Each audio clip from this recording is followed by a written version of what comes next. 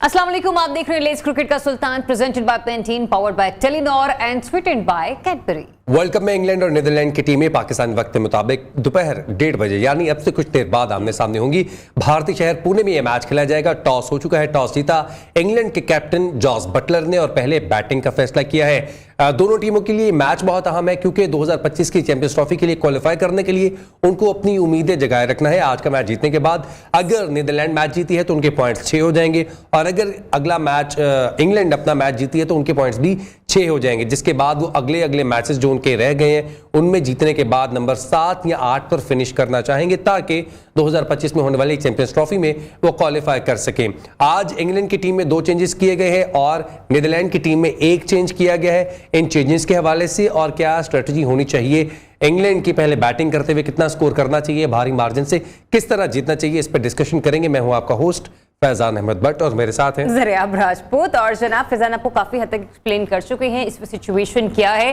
Points table पर फिलहाल हमें जो सिचुएशन नजर आ रही है इन दोनों टीमों की, वो वर्ल्ड कप के लिए तो क्वालिफाई करने के लिए कोई भी बेहतरीन ऑप्शन नहीं है, लेकिन जो आईसीसी चैंपियंस ट्रॉफी है 2025 की, उसके लिए इन दोनों टीमों की कोशिश होगी कि किसी न किसी तरीके से उसके लिए आगे बढ़ा जाए। तो मजीद आज का मैच हमें कितना इंटरेस्टिंग नजर आ सकता है कि ये दोनों टीमें अपने सेकेंड लास्ट मैच को खेलने से पहले कोशिश करेंगी कि कुछ ना कुछ बेहतरीन परफॉर्मेंस दिखा दें कि वर्ल्ड कप में लोग इन्हें याद रखें इनके जाने के बाद भी।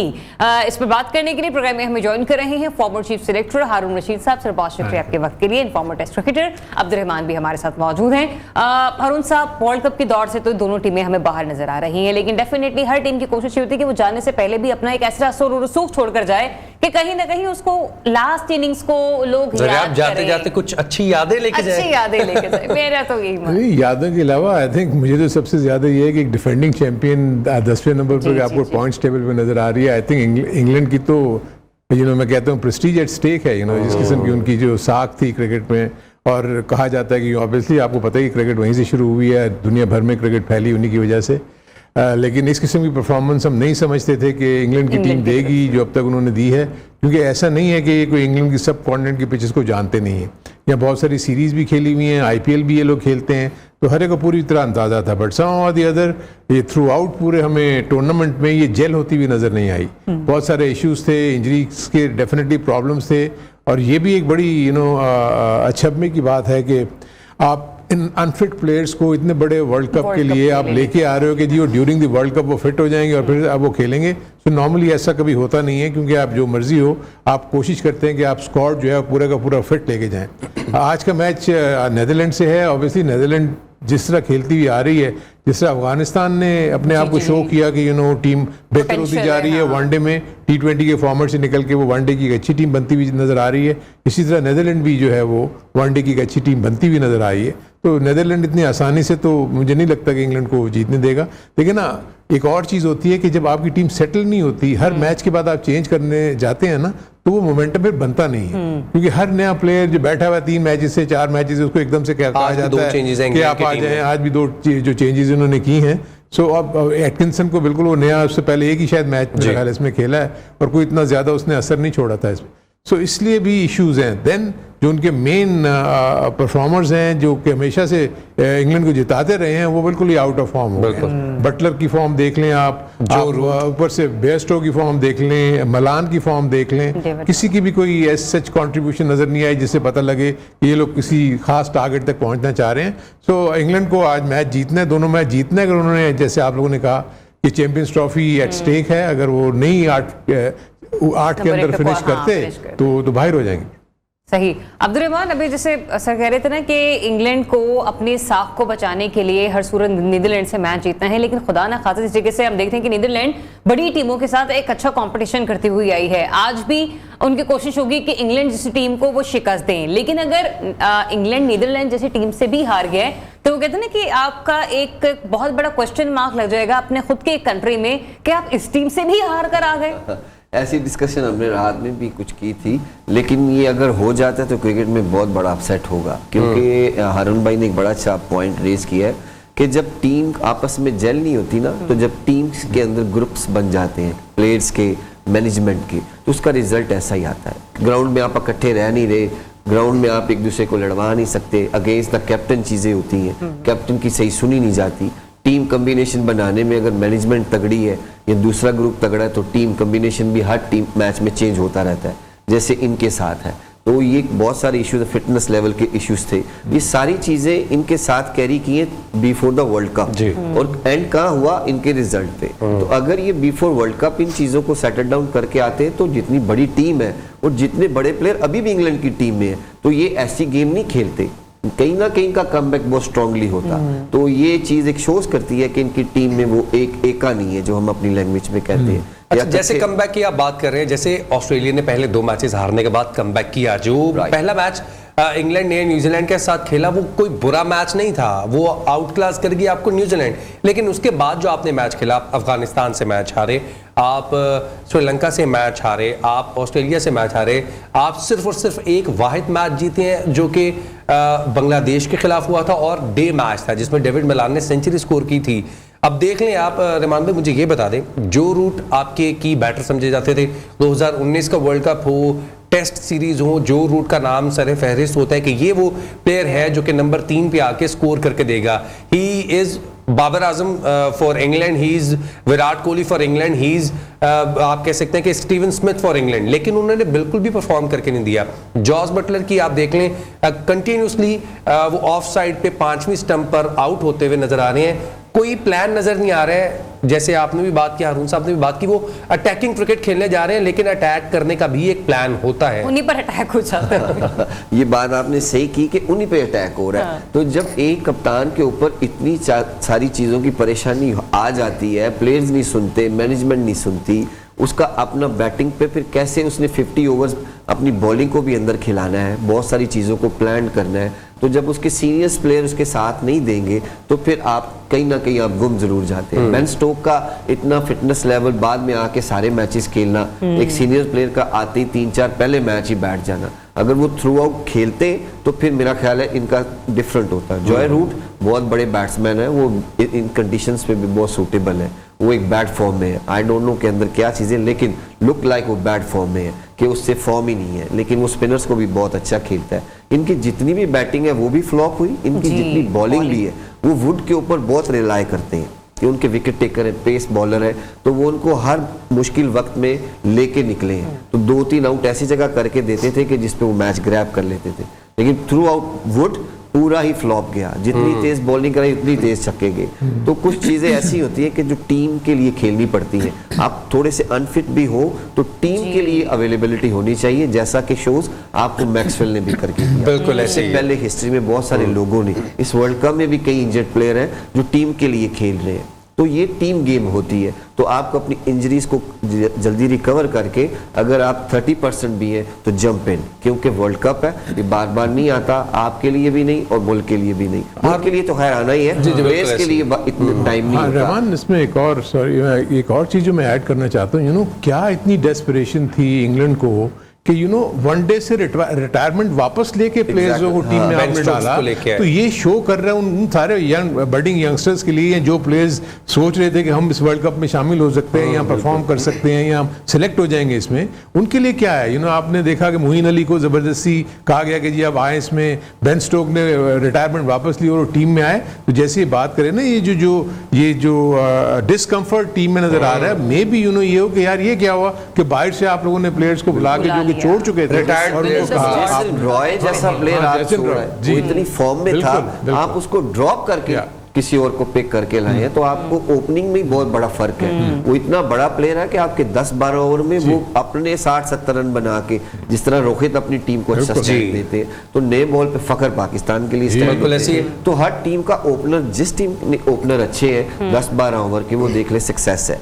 तो ये मैंने कहा आगे भी कि वर्ल्ड कप से पहले चीजें सेटल डाउन होनी चाहिए। वर्ल्ड कप से पहले ये चीजें सेटल डाउन होनी चाहिए। हारून साहब, मैं आपसे ये सवाल पूछना चाह रहा हूँ, मार्क वुड ने, ये नहीं है कि इंडिया में क्रिकेट ने खेली, इंडिया में उन्होंने लास्ट ईयर टेस्ट मैचेस खेले हैं, रेड बॉल क्रिकेट बहुत खेली है, व्हाइट बॉल क्रिकेट इतनी नहीं खेली होगी जितना जो है टेस्ट मैचेस खेले हैं। डू यू थिंक कि रेड बॉल क्रिकेट इतनी डिफरेंट है कि वो व्हाइट बॉल में इंडिया में जब आप आके खेल रहे हैं, एशियन पिचेस पे आप आके खेल रहे हैं, तो वहां पे आप परफॉर्म नहीं कर पा रहे? पाकिस्तान में भी तो आके वो खेले हैं। नहीं, हर जगह आप देखिए कि वो जिस भी फॉर्मेट में खेलते हैं, जिस जगह भी जाके वो खेलते हैं, अपने आप को अडेप्ट करते हैं, उनमें यही सारी अडेप्टेबिलिटी है, क्योंकि प्रोफेशनल क्रिकेटर है ही वही जो अपने आप को अडेप्ट करे मुख्तलिफ कंडीशन में, एक कंडीशन से निकल के दूसरी जगह पे। क्योंकि मैं अगर इंग्लैंड जाऊंगा तो मेरी बैटिंग टेक्निक डिफरेंट होगी, जब मैं ऑस्ट्रेलिया जाऊंगा तो मेरी बैटिंग टेक्निक डिफरेंट होगी। ऑब्वियसली हमें बताया जाता है कि बैटर्स जब इंग्लैंड या ऑस्ट्रेलिया जाते थे तो टेनिस बॉल के साथ प्रैक्टिस किया करते थे कि एक्स्ट्रा बाउंस की वजह से आपको बैकफुट पे रहना पड़ता है, वेयर एज लो बाउंस हो आपको पहले फ्रंट फुट पे आना पड़ता है। तो ये सारी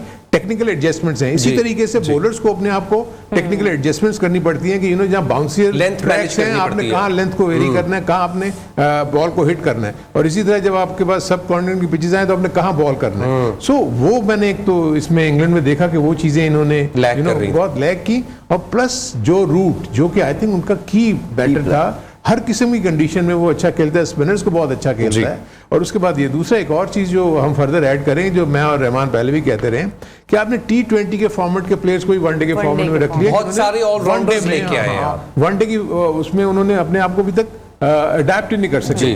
सो एक ये बहुत बड़ा इनके लिए लम्हा फिक्रिया है। देखिए मैं आपको बताऊं कि इंग्लैंड को डेफिनेटली इश्यूज होंगे जब ये वापस जाएंगे, क्योंकि काउंटी सर्किट में भी मुझे कोई बहुत ज्यादा आउटस्टैंडिंग प्लेयर्स नजर नहीं आ रहे। जब मैं इनका पिछला ये काउंटी का सर्किट जो मैं फॉलो कर रहा था उसमें कोई बहुत, इसीलिए मुझे लगता है कि इनको मजबूरन उनको बुलाना पड़ा कि जी आ जाए, हमें तो कोई ऐसा प्लेयर सेम एज इशू इनका भी तो ये नहीं है कि आप T20 ज्यादा खेल रहे हैं जिसकी वजह से आपके 4 डे क्रिकेट के प्लेयर्स नहीं बढ़ रहे, लेकिन हमने जब भी देखा है यॉर्कशायर हो, नॉटिंघमशायर हो, यहाँ पर काउंटी तो हो रही है, 4 डे क्रिकेट हो रही है, 5 डे क्रिकेट तो हो रही है, लेकिन प्लेयर्स क्यों नहीं डेवलप हो रहे हैं? इनकी हरुण भाई बात, सॉरी आपकी बात कर रहा हूं, इनमें भी स्पिनर्स नहीं आते। अच्छा, आप देख लें कि कितने अरसे से मोइन अली और आदिल रशीद ये 2 स्पिनर हैं। स्पिनर लेफ्ट आर्म कौन खेला? लीच जी, मैं समरसेट से खेल रहा था 12 में भी 16 में भी, ये अंडर तब तैयार हुए, लेकिन इनको भी कितने साल लगे इंग्लैंड की टीम में आने के लिए। आगे जितनी भी इनकी काउंटी क्रिकेट है उनमें वो ऐसे यंगस्टर स्पिनर्स भी नहीं है, ये इस पे भी बड़ा सफर करते हैं। इंग्लैंड में ये अच्छी कंडीशन में पेसर से आउट कर लेते हैं, लेकिन जब ऐसी कंडीशन में आते हैं तो फिर ये बहुत सफर करते हैं। अच्छा, इतनी देर से जो मैं डिस्कशन और कॉन्वर्सेशन सुन रही है ना, उसके बाद मुझे ऐसा लग रहा है कि कहीं ना इसमें हम पाकिस्तान की भी चीजों को ऐड ऑन कर रहे हैं। एक पूरी वो जो हिस्ट्री है ना पिछले इस वर्ल्ड कप में हमारे प्रीवियस मैचेस की, हमने बिल्कुल वैसे ही गलतियां की हैं जो कि इंग्लैंड मुसलसल करता है। इंग्लैंड ने कुछ ज्यादा ही गलतियां की हैं। वो अच्छी बात है कि हम एक अच्छे वक्त पर आके उन चीजों को ओवरकम कर गए, अच्छे डिसीजंस ले लिए, वरना प्लेयर्स हम ऐसे भी लेकर आए हैं, हम ओवरकम कर गए हैं, कुदरत का निजाम हो गया, कुछ भी ओवरकम कर दिया है। ठीक है, ओवरकम कर गए हम। दरियाम ने बहुत ही अच्छा पॉइंट उठाया, लेकिन देखिए बहुत बड़ा फर्क है जी। इंग्लैंड का एस्टैब्लिश सिस्टम है, उनका एस्टैब्लिश फॉर्मेट है बहुत अरसे से। सो अगर वही प्रोड्यूस नहीं कर रहा, ये जो रहमान बात कर रहे हैं, क्योंकि मैं बहुत दफा पाकिस्तान के अंडर 19 के साथ जब भी मैं वर्ल्ड कप्स वगैरह में जाता था तो इंग्लैंड की टीम भी वहां आती थी। ये बिल्कुल सही कह रहे हैं कि लोअर लेवल पे भी उनके पास स्पिनर्स नहीं है, वहां पर आके उनके फास्ट बॉलर होते समित पाटिल। आप और हम भी तो बैठ के अपने मैच में ये रो रहे होते हैं, हमारे पास बेंच पे नहीं है, हमारे पास घर में नहीं है, तो हम कहां से लेकर आएंगे? इसी तरह बिल्कुल हमारा तो खैर चले, हम कह सकते हैं ना कि हमारे यहाँ तो ये हमारा स्ट्रक्चर टूटता रहता है, हर 2-3 साल के बाद नया वो आ जाता है, कभी डिपार्टमेंट्स मिलके खेलते हैं, कभी अलग अलग खेलते हैं एसोसिएशंस। तो हमारे यहाँ तो ये टूट फूट चल रही है, लेकिन वहां तो कोई टूट फूट नहीं चल रही। उन्होंने डिवीजन 1 रखा हुआ है और डिवीजन 2 रखा हुआ है, उसमें उनकी 10-10 या 12-12 टीमें हैं। आई थिंक इतनी 9 टीमें हैं शायद, वेल प्लान्ड। लेकिन रहमान, हम इससे सबक तो सीख सकते हैं ना कि अगर इंग्लैंड जैसी टीमों को ये हाल हो सकता है तो बगैर स्पिनर खिलाए फिर तो हमें हमारा भी कुछ नहीं, फिर तो हमें तो दाद देनी चाहिए ना लोगों को कि हम यहाँ से निकल के हम वर्ल्ड कप जाके जीत लेते हैं।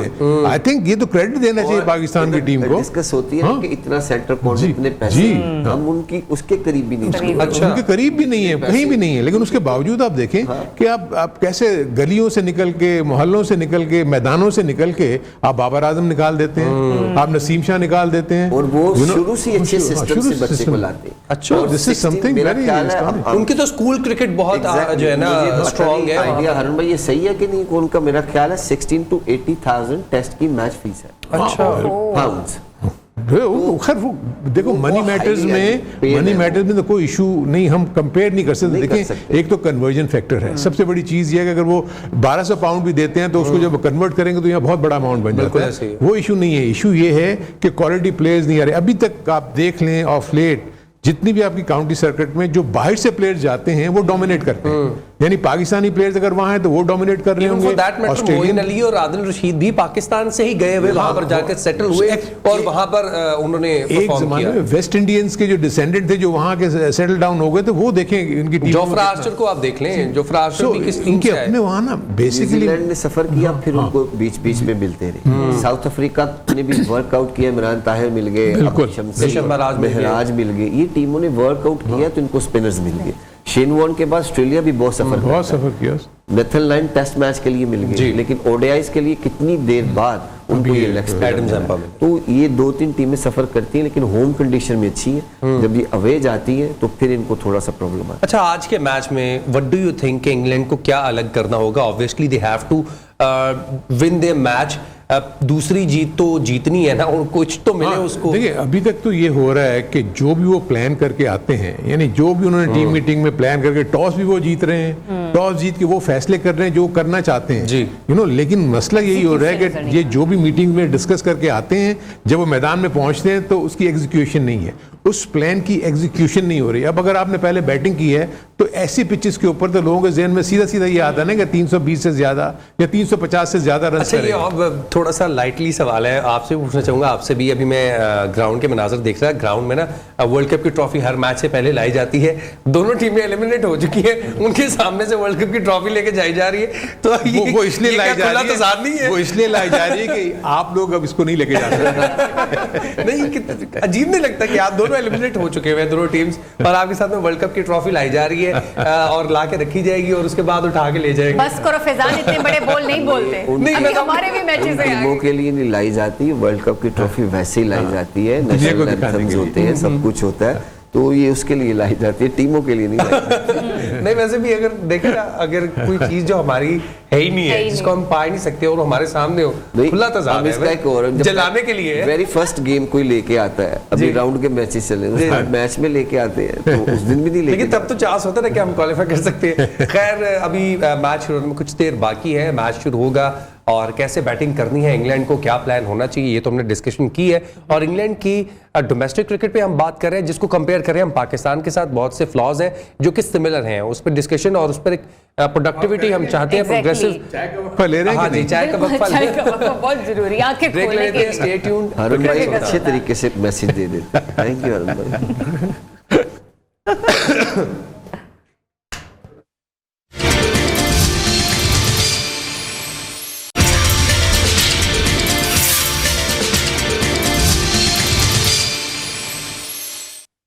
Welcome back to Lays Cricket का सुल्तान, presented by Pantene, powered by Telenor and sweetened by Cadbury। और इस वक्त क्रीज पर अभी मौजूद है जॉनी बेस्ट, और जिनका साथ दे रहे हैं डेविड मिलान, और बॉलिंग कर रहे हैं आर्यन दत्त, जिनको हमने देखा है कि दीगर तमाम मैचेस में बॉलिंग की शुरुआत उन्होंने की है। एक चौका उनको लग चुका है, लास्ट बॉल है जो कि अभी वो डिलीवर करेंगे। लेट्स होप के ये पहला ओवर इंग्लैंड के लिए साजगार साबित हो और कोई आउट ना हो, और आई थिंक ये पहला चौका लगने के बाद उन्होंने संभाल ली है, सेफली प्ले किया है और अच्छी बाउंड्री लगी ओवर के लास्ट बॉल पर। हारून साहब और रहमान साहब, हम लोग जब ब्रेक पे थे तो उस वक्त भी कुछ डिस्कशन हो रही थी प्लेयर्स की इंजरीज को लेकर। आपने मैक्सवेल के बारे में, जब हम लोग प्रोग्राम से पहले बैठे हुए थे, तो कुछ प्लेयर्स ऐसे भी हैं जो इंजरीज के बावजूद इतना अच्छा परफॉर्म कर जाते हैं, कुछ ऐसे भी है कि जो इंग्लैंड की सूरत में हमें देखने को मिलता है। बैक टू बैक में आप लोगों के कमेंट लूंगी। हारून साहब, प्लेयर की इंजरी हो जाना, उसका वापस फॉर्म में आना, ये कितना वक्त लगता है इसके लिए, और टीमों को उसके लिए कितना सफर करना पड़ता है? देखिए, दो चीजें होती हैं। एक तो ये है कि अगर आप टूर्नामेंट से पहले ही अनफिट हैं तो उस वक्त तो ना, अगर अनफिट का होने का मतलब ये कि आप ऑलरेडी ना प्रैक्टिस कर रहे हैं, ना आप क्रिकेट खेल रहे हैं, सो आप स्क्वाड में शामिल हो गए और आप एक बड़े इवेंट में चले गए। एक वो होता है कि मतलब मैं ये जानना चाहती हूँ कि मिनिमम से भी इंजरी भी कौन सी वाली इंजरी काउंट हो सकती है? इंजरी तो जो इंजरी तो देखें, आपको कुछ भी, मतलब हैमस्ट्रिंग है, आपकी बैक में इश्यूज हैं, आपको देखे साफ आपको नजर आता है बेन स्टोक्स की नी का इशू है और वो बॉलिंग नहीं करते। आप अगर बेन स्टोक जो है वो एज एन ऑलराउंडर टीम में नहीं आते, कि एज ए बैटर वो आते हैं या नहीं आते, ये एक बहुत बड़ा सवालिया निशान है। दूसरी चीज ये जो आप बात, जो टीम के साथ ऑलरेडी शामिल होते हैं वो फॉर्म में है और वो अनफिट हो गए तो उनका वापस आना इजी है, एज कंपेयर टू वो लोग जो बिल्कुल ही कंपटीशन से पहले के अनफिट है, वो आके इंतजार कर रहे हैं कि हम 3 से 4 मैच या 5 मैच के बाद हम फिट होंगे। तो आप मुझे बताएं कि वो तो हर एक मैच के बाद 4 दिन 5 दिन का गैप है, सो वो अगर आप देखेंगे 2 से 3 वीक चले जाते हैं। बहुत सारे हमने क्रिकेटर्स देखे हैं, जैसे फखर जमान का हमने अभी देखा कि जिस तरीके से उसने आके खेला, उसको भी इंजरी हुई थी, इसकी वजह से थोड़ा सा बाहर हुए, प्लस उसके ऊपर बहुत ज़्यादा प्रेशर डाल दिया गया था मीडिया की तरफ से, सोशल मीडिया में कि जी इसको निकालें। हमारे फॉर्मर कलीग्स भी कह रहे थे कि तो उसमें यह कि वो डिटरमिनेंट थे, उन्होंने उसको उस इनिंग को खेल के पाकिस्तान की होप्स को अलाइव रखा, क्योंकि अगर न्यूजीलैंड से हम वो मैच हार जाते तो हम बाहर हो गए थे बिल्कुल। सो वो वाली जो आप बात करें ना, इसलिए मुझे जो इशू सिर्फ ये हुआ कि आप मतलब इंग्लैंड की टीम में ऐसा नहीं है कि एक दो जैसे बैट्समैन का भी हमने रॉय का नाम लिया, इस तरह के और दो चार प्लेयर्स हैं जो इस वक्त हमारे ज़हन में उनके नाम नहीं आ रहे। जोफ्रा आर्चर की हमने जिक्र किया, रोरी बर्न्स हैं जो कि ओपनिंग करते हैं। जी बिल्कुल बिल्कुल, यानी बहुत सारे ऐसे और भी प्लेयर्स होंगे जो कि वनडे में इजीली आ सकते थे। आपने इंटरनेशनल क्रिकेट से रिटायरमेंट वापस लेके खेल क्या यस मतलब मैं आपको बता दूं, ऐसे नहीं हो सकता कि एलेक्स हेल्स, यस वो आप देखें ना, अगर आप फॉर इंस्टेंस अगर इंग्लैंड की बैटिंग को आप देखते हैं, बेस्टो को इन्होंने जो है वो इंक्लूड किया हुआ है। बेस्टो 1.5 साल इंजर्ड रहे हैं, उसके बाद आगे काउंटी में उन्होंने कोई बहुत ज्यादा परफॉर्मेंस नहीं दी। अगर आपने पुराने जेन में रखा हुआ कि दोबारा कि उसने इतनी अच्छी परफॉर्मेंसेस दी हुई हैं, आप उसको ले लेंगे नहीं। आई थिंक एक बंदा मैं समझता हूँ कि रॉय और अगर बटलर ओपन करते इस टीम में, और नंबर 3 मलान जो हमेशा से नंबर 3 पर रहे हैं, और उसके बाद नीचे आपके पास स्ट्रॉन्ग बैटिंग लाइनअप है, और उसके बाद बॉलिंग तो आपके पास यही रहनी थी, क्योंकि आपने आदिल को हमेशा से इस्तेमाल किया हुआ है, लेकिन आदिल भी ऑफ लेट T20 क्रिकेट ज़्यादा खेल रहे थे। सो मेरे अपने नज़र इंग्लैंड को तो प्रॉब्लम्स बहुत हैं, और इसको कैसे सॉर्ट आउट करेंगे। मे बी T20 में तो उनकी टीम बेहतर लगती है मुझे कि वो शायद उसमें तो बेहतर कर लेंगे, लेकिन वनडे और लॉन्गर फॉर्मेट में, क्योंकि कई लोगों ने रिटायर हो जाना आफ्टर दिस। आपने भी बहुत सारे मैचेस खेले हैं, इजाजत है? जी बिल्कुल इजाजत है। तो मुझे ये जानना है कि कोई ऐसा वाकया, कोई ऐसा टूर्नामेंट कि जब आपको भी नजर आ रहा हो कि पाकिस्तानी टीम के कुछ प्लेयर्स अनफिट हैं, या हमें अपने अब इन प्लेयर्स के साथ जाना होगा, या फिर जिस टीम के अगेंस्ट आपने खेला हो उनके उनके प्लेयर में बहुत सारी इंजरीज चल रही हो, कोई ऐसा वाकया जो आपकी जिंदगी में आपने देखो कि हाँ वो मैचेस उन टीमों के लिए बड़े भारी पड़े हैं? इंजरीज में तो मैंने बहुत सारे प्लेयर्स को खेलते भी देखा है, टेस्ट मैचेस भी खेले हैं, ओडीआईज भी खेले हैं, कि 5 दिन के गेम में इंजरीज को कैरी करना ये प्लेयर्स के लिए बहुत मुश्किल काम है। लेकिन डॉक्टर्स की ऐसी ट्रीटमेंट थी कि बैक इंजरीज पाकिस्तान के कई कप्तानों को भी रही है, जो बैट्समैन है उनको भी, लेकिन टेपिंग ऐसी की कि उनके 5 दिन निकल गए। लेकिन कुछ इंजरीज ऐसी हैं कि जो स्वेयर है, जो आप छुपा नहीं सकते। अगर छुपा के कैरी कर रहे हैं तो उसमें टीम सफर करती है। आप अकेले तो कर ही रहे हैं, आप मजे कर रहे हैं, बाहर बैठे हैं, ट्रीटमेंट हो रही है, आपकी हर चीज चल रही है, लेकिन आप एक प्लेयर्स की वजह से आपकी टीम सफर करती है। और इंग्लैंड की टीम में तो 3-3, 4-4 ऐसे प्लेयर्स हैं कि जो टीम को क्या पूरे मुल्क को सफर करा रहे हैं। तो ये वर्ल्ड कप से पहले बता देना चाहिए था, तो उनकी टीम अच्छी बनती। सिलेक्शन रॉन्ग थी हमारे पॉइंट ऑफ व्यू से, उनके पॉइंट ऑफ व्यू से थी, लेकिन उसका रिजल्ट नेगेटिव आया। तो इंजरीज जो डिपेंड है, दिमाग का भी बहुत खेल है। आपको खुद भी आइडिया होता है कि मैं इतना मेंटली स्ट्रांग हूँ, इस इंजरी के साथ मैं टीम को अच्छा अवेलेबल हूँ। तो जब रस्सा क्रॉस कर जाते हैं फिर टीम चेंज नहीं होती, फिर आप टीम पे बर्डन बन जाते हैं। फिर एग्जैक्टली इतने कैमराज हैं, इतनी चीजें हैं, आप लाइव खेल रहे हैं, तो आपकी सारी चीजें एक्सपोज हो जाती है। तो फिर आप इसका नुकसान होता है, फिर आप क्रिटिसाइज भी होते हैं, फिर आपको टीम से दूर भी रखा जाता है। तो बेहतर होता है जो स्वेयर इंजरीज हो वो उनको बता देनी चाहिए मैनेजमेंट को। लेकिन हमारे यहाँ थोड़ा टोटली डिफरेंट है, गोरों का सेटअप हो रहा है। हमारे यहाँ अगर हम बताते हैं, निकालते हैं, तो फिर दोबारा टीम में वापसी की जगह नहीं बनती है। तो इस वजह से भी हमने कुछ प्लेयर्स पे बात तो की है, लेकिन अगर ये टीम डिफरेंट होती, डू यू थिंक, इस पे आपसे मैं ब्रेक से बाद जो है ना जवाब लूंगा, अगर टीम डिफरेंट होती, जॉस बटलर ओपनिंग करते, साथ में अगर आप एलेक्स हेल्स या फिर जेसन रॉय होते, उसके बाद जेम्स विंस हैं, या फिर आप रोरी बर्न्स को रखते, डेविड मिलान, उसके बाद एलेक्स हेल्स, जिनकी जो पोजीशन, जो उनका अटैकिंग क्रिकेट स्टाइल है वो वहां पर होते, और बाकी टीम जो आपके बॉलर्स हैं वो भी डिफरेंट होते, तो क्या जो है रिजल्ट हो सकते थे, ये उनसे पूछेंगे। एक ब्रेक लेते हैं, स्टे ट्यून्ड, क्रिकेट का सुल्तान।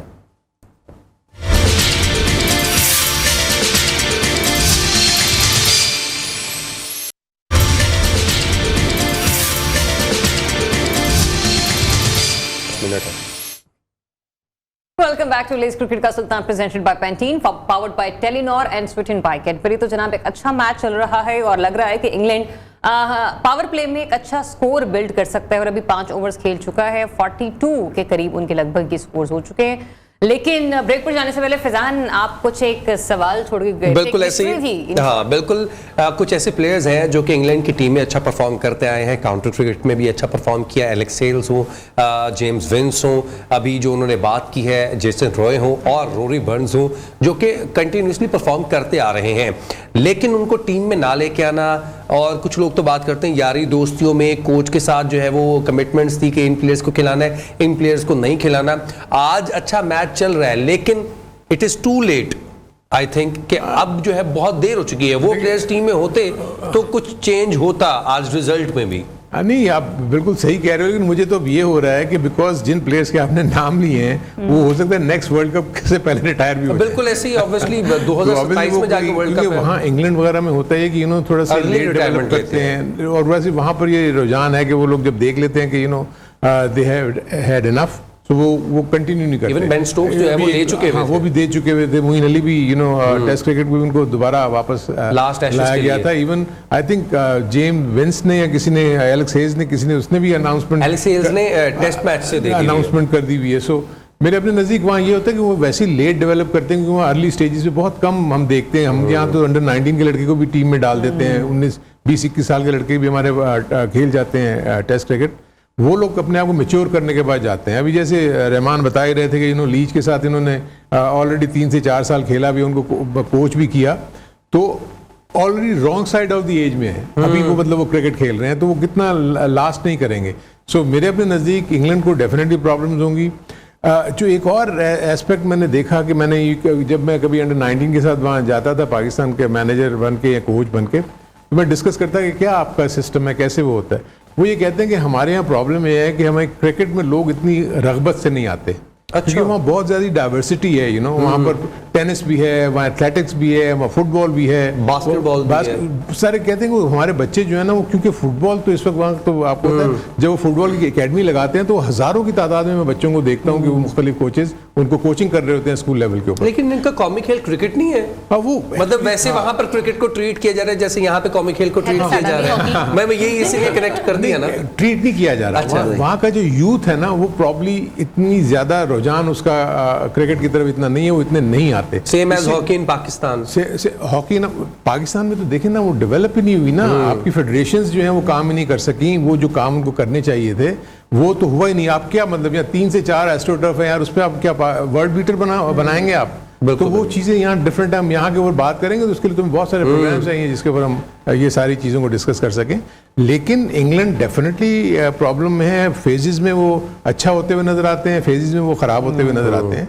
सो बेसिकली उनकी क्रिकेट में अब आगे जाके वो क्या करते हैं, कैसे नहीं करते, क्योंकि ये तो जब जाएंगे तो वहाँ डेफिनेटली वो लोग आगे बैठेंगे और बोलेंगे ये क्या हुआ, ये क्या किया, वे फॉरवर्ड क्या है। 2019 का वर्ल्ड कप आपने जीता इंग्लैंड ने, 2022 का वर्ल्ड कप T20 का आपने जीता, उसके बाद आपकी ये परफॉर्मेंस हो 2023 के वर्ल्ड कप में, और 2024 में जून में वर्ल्ड कप आ रहा है। Do you think they will overcome these issues with in a span of time?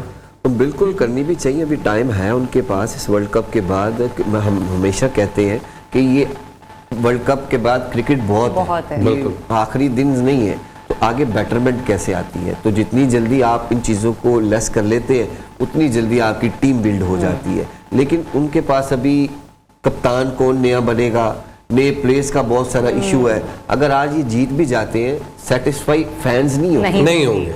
Management तो एक अपना रोल अदा कर ही रही है, लेकिन फैंस कहते हैं कि हमने ये क्रिकेट ये एक्सेप्ट इंग्लैंड टीम के इन प्लेयरों से नहीं की, और वो भी सिलेक्शन को क्रिटिसाइज जरूर करते हैं। अब उनमें इतना नॉलेज है, उनकी ग्राउंड्स में आप जितना भी क्राउड्स देखते हैं, यंगस्टर तो होता ही है, लेकिन उनके जितने वो सोबर सीनियर प्लेयर्स और जितने मेंबर्स हैं, वैसे पब्लिक में भी जितने भी क्राउड्स में लोग आते हैं, वो एज देखिए उनकी कितनी है, वो क्रिकेट लवर है। ये नहीं कि वो लव नहीं करते, पैक्ड ग्राउंड होते हैं काउंटी में भी, वनडेज में भी। तो ये एक बहुत बड़ा इनके लिए फिक्र है, लम्हे है। बट मैं 2 दफा क्योंकि बट ने मुझे बुला दिया। चलिए जनाब, good luck to the both teams. Let's see कि आज कौन सी टीम मैच जीती है। लेकिन यहाँ पर सफर इनका तमाम हुआ। आगे चलकर एशिया कप जो है उसकी आईसीसी चैंपियंस ट्रॉफी जो है वो होना भी बाकी है। मतलब उनका फंबल पकड़ते पकड़ते मैं खुद देख रही हूँ। जैसे अभी इन्हें कहा ना, वाकई इंग्लैंड के लिए लम्हा फिक्रिया। इजाजत दीजिए, अल्लाह हाफिज।